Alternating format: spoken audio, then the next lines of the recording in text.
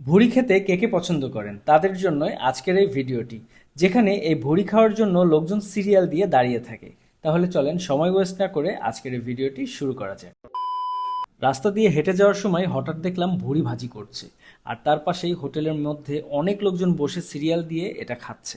দেখে একটু কিউরিয়াসিটি হলো, কারণ আশেপাশে আরও কয়েকটা হোটেল রয়েছে, বাট এই হোটেলেই সব থেকে বেশি ভিড়।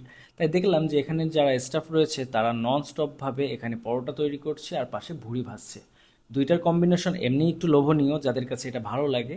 আর ভুড়ি পছন্দ করে না এমন লোকজন খুব কমই আছে। একটা সময় ছিল আমিও পছন্দ করতাম না, বাট খাওয়ার পরে যখন টেস্টটা আমি বুঝতে শিখেছি তারপর থেকে এটা আমার ফেভারিট আইটেমের মধ্যে অন্যতম।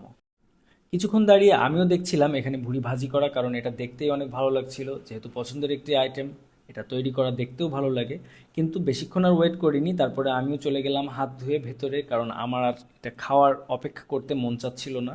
ভেতরে যাওয়ার পরে আমার সামনে সার্ভ করলো সেই ভুড়ি সিঙ্গেল। এটার প্রাইস ছিল 80 টাকা। আর এর সাথে দিয়েছিল গরম গরম পরোটা, যেটার প্রাইস ছিল 10 টাকা করে পার পিস।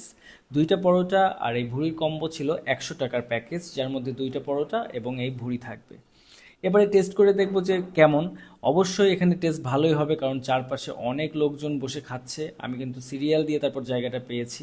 তাহলে আসলে এটা অনেক টেস্টি ছিল, যার কারণে আশেপাশের হোটেল থেকে এখানে লোকজনের পরিমাণও বেশি ছিল। খাওয়ার সময় একজনকে জিজ্ঞাসা করলাম যে ভাই, এই রেস্টুরেন্ট বা এই হোটেলে এত বেশি ভিড় কেন? তখন জানতে পারলাম যে এই হোটেলটা এই শুধুমাত্র এই ভুড়ির জন্য খুবই পপুলার।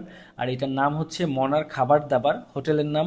আর এটা আপনার খেতে চাইলে আপনাদেরকে আসতে হবে ঢাকার পুরান পল্টনে। এখানে আসলে আপনারা একদম মোড়েই এই রেস্টুরেন্টটা পেয়ে যাবেন। রেস্টুরেন্ট তো না, হোটেল। এই হোটেলটা পেয়ে যাবেন, যেখানে আপনারা দেখতেই পারবেন যে সব সময় ভিড় থাকে শুধুমাত্র এই ভুড়ির কম্বোটা খাওয়ার জন্য।